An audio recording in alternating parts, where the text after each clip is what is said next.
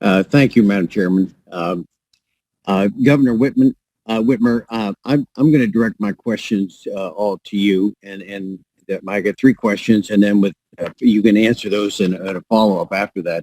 Governor Whitmer, you have been openly critical in the media of the Trump administration's response to the pandemic. With all due respect, let's take a hard look at some of the actions that the Trump administration and CDC have accomplished in chronological order. On January 7th, they established a coronavirus incident management system. On January 17th, they began implementing screening at 3 U.S. airports. On the 21st, they activated an emergency operations center.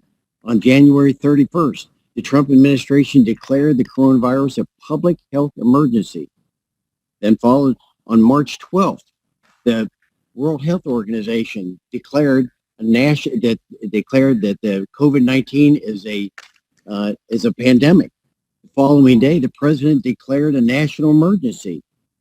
But Governor, you hesitated, and according to the Detroit Free Press, you waited till March 26th to ask for a federal disaster declaration from the president.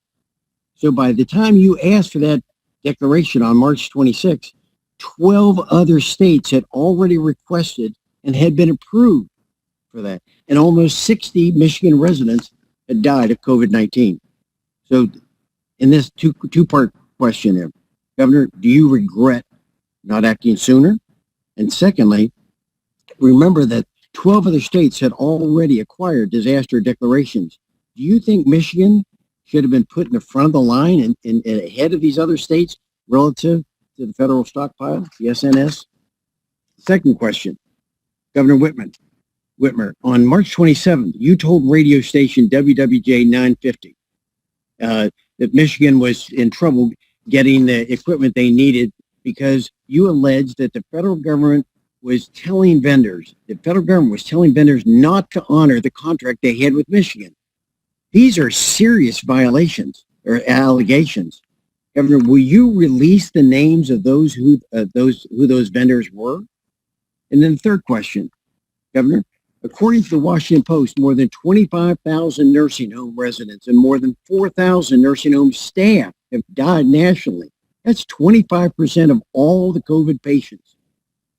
And as of Friday, at least 1,216 nursing home residents have died from COVID in Michigan, which is about a quarter of your state's total. Other states have instituted mandatory testing of nursing home residents and staff. But apparently you've not. Why not, Governor?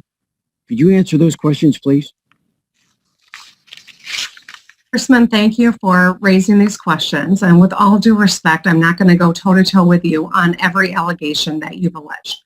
I will say this, though. The United States lost valuable time in the early days of COVID-19 when we could have been planning, when there could have been a national strategy, when the use of the DPA could have been used not for meat production, but for swabs, which we still don't have enough of. What we know in this country is that the enemy is not one another, it's a virus, and the virus doesn't stop at state line and it doesn't stop at party line. We have to band together to address the crisis that has ravaged our nation, that has killed over 100,000 Americans, that has unemployed 40 million Americans. Until we get our arms around the health crisis, the economic crisis will be longer and deeper. And that's precisely why we have to get this right. Now, when I went to the media and I was talking about the fact that because the federal government did not have these supplies, we were told to procure them on our own, I started contracting globally. I never imagined I would have to create a global procurement office in the middle of my state emergency operations center. But that's what we did. And as our contracts were coming due, we were getting calls saying that they were going to be delayed or they were going to be canceled. I acknowledged that publicly. You know what? Republican governors have acknowledged that same thing. For whatever reason, I've gotten the criticism for raising that, but I am not alone in that experience.